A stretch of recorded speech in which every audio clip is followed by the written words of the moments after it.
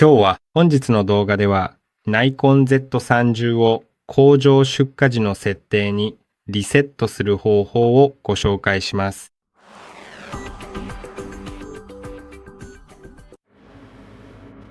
ではその方法ですが、まずこのメニューボタンを押してメニューを開きます。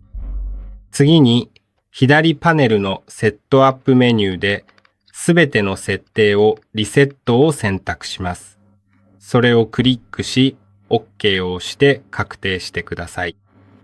上で OK を押し、画面に従い電源を切り、再度入れるとリセット完了です。